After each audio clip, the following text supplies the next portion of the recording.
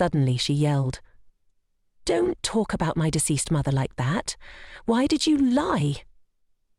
Ellen turned around, tears streaming down her proud face. The person she trusted most had done this. Marta couldn't say anything more. Seeing Ellen's tears, she seemed to wake up, her knees hitting the floor as she pleaded earnestly. "It's all my fault, miss. I was wrong." Ellen looked at the woman before her, tears falling uncontrollably. She pursed her lips, not allowing herself to be weak anymore, and coldly uttered 4 words. "Get out of here." Seeing Ellen open the closet, Marta panicked and begged, "No, no, miss. I'll try not to bother you." Ellen threw Marta's suitcase in front of her and coldly replied, "There won't be a second time. No, you should never think about setting foot in this mansion again." Ellen's face was expressionless. Marta was utterly distraught, tears streaming down her face. "Miss, please don't treat me like this. Miss, please reconsider. Just give me one more chance like back then. I'll do anything for you." But these words no longer held any weight for Ellen. She pushed the woman away and resolutely walked away. Marta was stunned by her mistress's firm attitude, but nothing changed. Marta called out, "Miss!" in despair. Ellen slammed the door shut, standing there, dazed. If it were you, you would have killed Marta in front of everyone. Marta was like a mother to her. She braided Ellen's hair, taught her many things. Marta had been the person Ellen trusted most in the world. But Ellen didn't want her to die. Her tears flowed freely. Ellen still maintained a final respect for Marta, but the betrayal from the person she trusted most shattered her heart. Marta sat in the room, carefully looking at a picture in her suitcase. "So, this is the best way for everyone." Ellen stood upstairs, silently watching Marta's every step outside. Isaac stood outside the door, then decided to open it and go inside. The room was silent, only the sound of the door closing. Isaac looked at his sister for a moment, then walked towards the chair and slumped down. "I really can't believe this happened to you." Ellen remained standing there, softly replying, "Because we were too young back then." Isaac suddenly felt worried and looked up at her. "Ellen, if you're feeling okay, tell me about what you and Mother went through." Then began to recount what she knew. Mother often vomited. Normally she couldn't eat much, but suddenly one day she started eating excessively. I was worried, so I went to find her. That's when I discovered her sitting there, vomiting everything she had eaten, eating and crying as if enduring something terrible. Mother dragged me inside roughly and threatened that if I told anyone, she would kill herself in front of everyone. Isaac was shocked and stunned by this, unable to bear the shock. He covered his face. After Mother died, Isaac wanted to say something, but Ellen stopped him. "Anyway, it's all over now. I don't need to be comforted for things that happened in the past. No matter what you say, it won't change anything." Isaac was dumbfounded, not knowing what to say or do anymore. Ellen continued, "But that doesn't mean I hate Mother. But now that I've grown up, when I think of her, I remember those tired, empty eyes." The more Isaac listened, the more he blamed himself. He slumped down in disappointment. Damn it. Did Father know about that? Ellen didn't know either. At that time, she couldn't even see him once. After saying that, Ellen glanced at Isaac.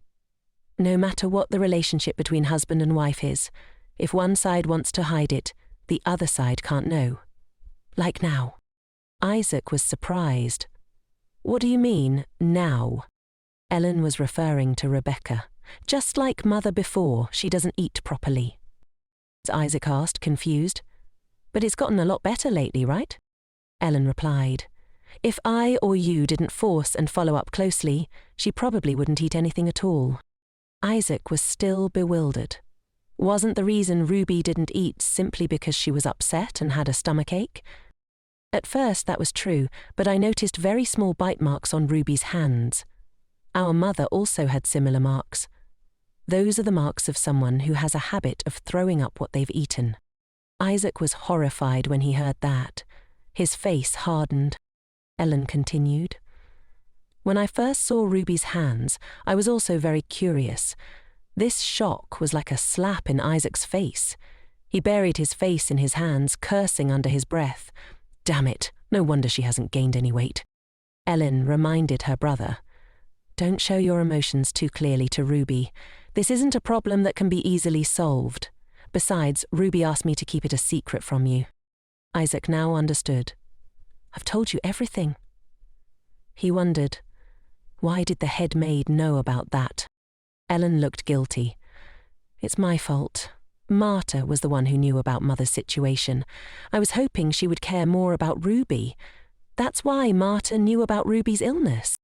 Isaac's face darkened when he heard that. Foolish trust. When Isaac was young, his father hadn't told him how seriously ill his mother was. Your mother is only slightly ill, but you are the heir of Alda, so you can't be near her. Wait until she recovers. She'll recover from this. Isaac deeply resented that. If it weren't for Father, I could have seen Mother a little more. If I were lucky, I could have prevented her death. All of this, I used to think it was the fault of an insensitive father. Oh, I want to become like Father. No, I don't want to live a life like his. That's why I refused to discuss marriage. I'd rather just get married.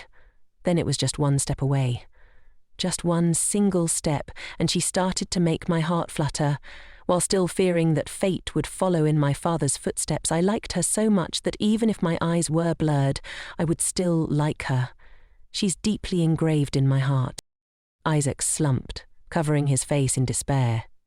The important thing is to find the source of the problem, but the problem with the people around me isn't either. The people who hurt Ruby are all people I've known for a very long time. That evening, Isaac questioned Ruby. According to Freya, I heard you ran into the forest alone, even though she stopped you and said it was dangerous. Ruby looked at him in a panicked manner. What? What are you talking about? Isaac narrowed his eyes. So, according to what you say, Freya lied, right? Isaac didn't trust his wife and believed an outsider. It was too late to realize now. I shouldn't have said that to her. Why did you... Suddenly, he was beaten up. You don't usually fight, Ivan asked Camo, whose face was covered in wounds. He replied, No, it was that crazy Lorenzo. But when Isaac glared back, Camo didn't dare say anything more.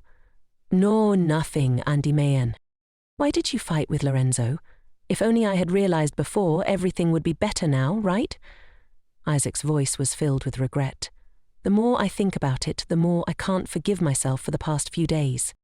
Ellen looked at her dejected brother, but didn't know what else to say. Anyway, don't say anything to Ruby. If someone hurts her again, who knows what will happen? Isaac was in pain. If I just stay silent, do you think everything will be peaceful? Ellen was speechless when she heard that. Isaac continued, Since you've already said it, I'll ask you one question. At the tea party that day, what did Freya say? Ellen held her head tiredly. You should ask her directly. Freya is your friend. Hearing his sister say that, Isaac became furious. Friend? She's your friend to be exact, because you're her only friend. I treated her like a human being, but she couldn't even act like an animal. Ellen was surprised by his attitude. What? Isaac continued. I heard everything from Ruby. The one who spilled the tea on herself was Freya. Ellen was startled by this information. I also felt something was wrong with Freya, but I couldn't completely trust Ruby's words. Don't be like that. If the three of you meet and talk properly... Isaac interrupted her. Because she was so panicked, she deliberately hasn't woken up yet. Now you're suggesting that all three of you confront each other? Now? Even telling me everything is very difficult for Ruby. Are you telling her to confront the person who harmed her directly? It's all unnecessary. Tell Freya to take care of herself.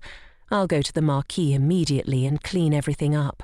It's because of you and Ruby that I'm holding back. Ellen was sweating bullets from fear. Please don't do anything extreme. Isaac ignored his sister. You should too.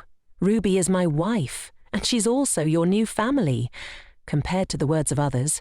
Isn't it natural to believe the words of your family? Ellen pursed her lips awkwardly. She nodded slightly. I understand. Isaac suppressed his emotions and said, Just understand that for now. He clenched his fists, his anger building up. He was truly furious, but his anger was directed at someone, and he didn't know where to start. His mind was in turmoil, and he even felt disgusted. His mistake was not being able to distinguish between right and wrong, not grasping the problem but going around in circles. Suddenly, Isaac's expression changed, and he snapped out of it. He then said to his sister, Ellen, I have something I want to ask you to do. Ellen was surprised. Ask me to help. Ellen hesitated in front of Rudbeckia's room as she recalled her brother's words. What kind of help had Isaac instructed her about? When the swordsmanship competition begins, the in-laws will visit Randall, but I'm participating in the competition, so I can't consider it. I want you to keep an eye on Ruby for me. Ellen looked up. You mean keep an eye on Ruby? Isaac wanted her to pay attention to everyone who approached Ruby, especially Carol Valentino. Ellen was surprised to hear that. Why? Isaac didn't explain. I'll explain later. As he was about to leave, Isaac added, And also, Ruby wants to apologize to you. She probably feels guilty about the wet nurse incident. It's clear that the head maid went too far. Ellen's face became serious when she heard that. I should probably apologize to her too, Isaac continued. Anyway, I need your help until the swordsmanship competition is over. And I'm sorry. The apology made Ellen freeze completely. Ellen was a bit creeped out. Did you eat something wrong? Why are you apologizing to me? Isaac wasn't used to saying these words either, but he truly felt guilty. It's just that I feel guilty about many things. After saying that, he quickly walked out, leaving Ellen alone with those touching emotions. Standing in front of Rudbeckia's room, Ellen told herself she had to apologize. Because of me, Rudbeckia was affected. I'm the one who should apologize to her, but I've hurt her so much during this time. I don't even have the courage to face her. Moreover, there's no guarantee about Freya. Perhaps in a situation where I don't know for sure, but I'm the only one denying it. Can I really do it? She was lost in thought.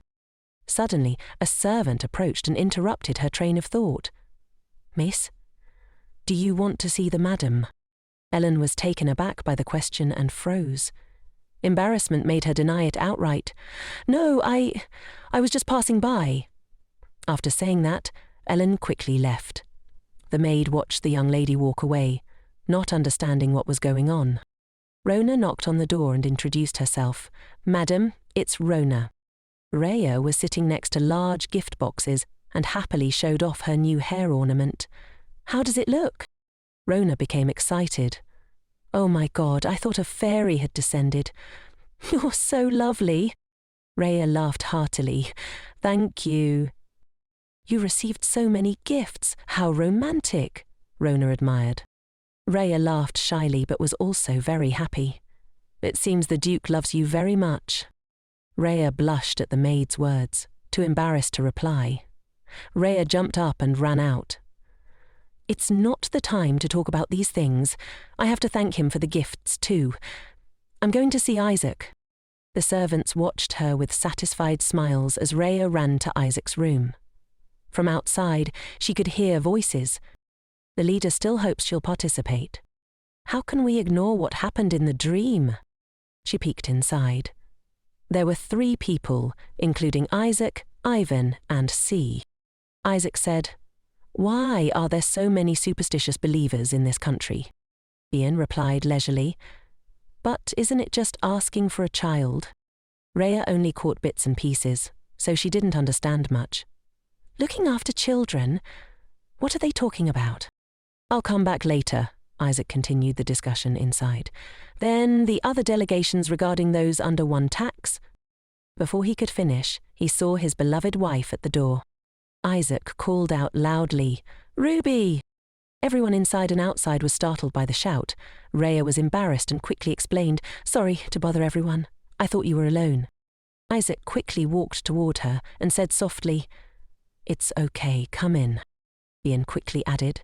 That's right, madame. There's room for you here. Hamu also chimed in. That's enough. I'm bored to death with your sinister face. After saying that, Hamu was punched in the head by Isaac, causing a bump to form. Ivan started a conversation with Rei. The jewellery suits you very well, madame. She replied shyly with a smile. Thank you, Sir Ivan. Looking at the scene, Rhea thought, after the tea party, I didn't think we could talk so intimately with Hawk. It's no different from usual. Isaac then said to his friends, Get out of here, all of you. Ivan was dissatisfied when he heard that. We came all the way here and you're chasing us away. Hamu reminded him. Know how to read the situation, Ivan. The two young men were dragged out by Isaac. Rhea revealed a beautiful smile, and Isaac noticed. He asked, Why are you so happy? Rhea answered honestly, It's because of you. To be precise, it's because of the gifts you gave me. Rhea was like a small puppy, and Isaac affectionately patted his wife's head. It's good that you like them. Rhea was full of joy. They're all so beautiful, so I really like them. I don't even know how to repay you. Isaac said gently, Just wearing them is enough repayment. Rhea became even happier. Really? So, how does the jewellery look now? Does it suit me? As she spoke, she brushed her hair aside, revealing her beautiful face. Isaac was captivated by her beauty. His face flushed, and he froze for a few seconds. He couldn't help but lean down and kiss his beloved wife on the cheek. Did that obese lizard catch you because you're too beautiful? Rhea was confused when he mentioned the obese lizard. What are you talking about again? At that moment, she noticed the flag behind him. Remembering something, she asked him, Come to think of it, are you going to the reception at Emo's Harbour tomorrow? It's May J, so Isaac has to go, right? He asked her, Do you want to come along? Rhea immediately refused. No, I don't mean that. Because it was known as a display of deep brotherly affection, she thought he would go, but she didn't expect Isaac to take charge of the reception. Could it be that he wanted to show his sincerity to his wife's relatives? Was it to show his respect for her? Isaac saw that she wasn't saying anything, so he said, We'll meet at the tea party later. I'll bring them safely, so you don't have to worry. Rhea was a little touched. Isaac. She looked at him hesitantly, wanting to say something. I'll wait for you. Rhea hugged her husband tightly. What was his expression like? Actually, when I was being used by my family, I put on a happy act, he continued. It's so nice to be by my side. Even so, it's okay because he always said he wanted to be by my side. The harbour was very crowded, people bustling about, noisy and lively. So, don't be swayed while he's fighting at the martial arts hall. I have to play my own game. Cesar de Ora had arrived. His eyes were cold and unfriendly. Cesar arrived at this moment, and the Archbishop spoke cordially. You've had a long journey, Your Eminence. Cardinal, the Archbishop, and everyone bowed respectfully. Cesar approached the Archbishop, and the Archbishop kissed the ring on Cesar's hand. The wind blew, but his face didn't change its expression. The Archbishop spoke with great respect. Act, thank you, Father, Son, and Holy Spirit. Suddenly, Cesar's face became sullen as the sound of horse galloping approached. Clip-clop. The horse stopped when it reached the crowd. Isaac appeared majestically, dismounting his horse in a gallant manner. He approached Cesar and extended his hand, showing his intention to shake hands. Isaac spoke with a rather cold expression. Welcome, Your Eminence. Cesar smiled slightly when he heard that and shook Isaac's hand in return. Thank you. Let the festival begin. At the festival, everyone was dressed elegantly and enjoying the party. Everyone looked splendid, and the conversations were very noisy and lively. Rhea was also present at the ball. Suddenly, a voice called out, So, you're here, madam. It turned out to be Andy. He approached her with 2 glasses of wine, looking flustered. Then he handed a glass to Ruby and said cheerfully, Your thirst, right, madam? Try it. It has an excellent spicy flavour. Rhea smiled and replied, Thank you, sir. I'll enjoy it. The two chatted happily, and Demian complimented her. But you look especially dazzling today, madame. Rhea also replied cheerfully, It seems you've gotten taller too. Being complimented, Demian blushed and replied, Probably because I've been training diligently lately. Since I've been praised by Madame, I have to work even harder. But in reality, the reason Demian trained so diligently was that he couldn't protect Madame last time. This time, Andy would definitely protect her. Rhea remembered Andy's image when he was young. Although he was older, his face was still the same, so he was still cute. While they were laughing and having fun, someone suddenly called her name. Lady Rhea. Rhea seemed to recognize the voice as soon as she heard it. This voice, could it be? It turned out to be Duke Chair Alfonso of the Rembrandt Kingdom, her third fiancé, with whom she had broken off the engagement. The reason for the breakup was impotence. Rebecca's face suddenly stiffened when she saw him, and her heart pounded. She hadn't expected to meet this Duke here again. Before he could say anything, she quickly ran away. You've mistaken me for someone else, Duke. Rebecca ran as fast as she could. Meeting an ex-fiancé was always uncomfortable, especially when the reason for breaking off the engagement was so embarrassing. To make matters worse, the Duke was one of the figures responsible for the eventual downfall of her family. The rumour about his impotence had been spread by Cesare, but that didn't make it any less painful. He clearly still held a grudge. Rebecca closed her eyes tightly as she ran. Who could understand her suffering? She held her head in her hands, tears threatening to spill. How could she possibly avoid him in this crowded party? Suddenly, Leah appeared out of nowhere, excitedly calling out, Madam! Rhea stopped when she saw the little girl. Miss Epi. Leah immediately complimented her. Madam, why are you so beautiful today? Rebecca replied politely. Thank you, Miss Epi. You're even more beautiful than me. Leah sighed and replied, No way, you're lying. Do you want to come with me to see Princess Erin? The princess also wants to meet you, madam. Rebecca turned her face and pondered for a moment. Well then, let me go to the restroom first. But before she could finish, Leah put on a pitiful expression, her eyes welling with tears. Do you hate me, madam? Why do you keep avoiding my gaze? Is it because of my stupid brother? Do you hate me because you hate my brother? Rhea was startled when she heard that and quickly soothed her. That's not it. There's no reason for me to hate you or Sir Ivan. Rebecca guessed that because of the incident at the tea party, this child thought she had a conflict with Ivan. Suddenly, Leah said, Then is the Mars young lady giving you a hard time again, madam? Rhea looked at her seriously as Leah continued, Miss Porana keeps giving you a hard time, madame. As they were talking, Alfonso suddenly appeared from behind and called her name. This voice always gave Rebecca goosebumps. Chow Chow had caught up. She was finally caught. Rhea turned around and put on a fake smile. Long time no see, Duke Alfonso. I really didn't expect to see you here. Alfonso replied, So that means you're happy to see me? Rebecca stammered. Yes, that's right. Are you planning to participate in the competition too, Duke? Rhea asked. Alfonso replied, No, my knight will participate instead. There are a lot of participants this time. Leah listened attentively and smugly said, TSK. Madam said she would play with me. Alfonso looked at Rhea and smiled. You're still the same as before, madam. Rhea exclaimed. What? Alfonso continued. Didn't you avoid me back then? In the end, we didn't have a chance to say our final goodbyes. Rhea painfully made an excuse. I had something to do at that time. Alfonso cheerfully replied.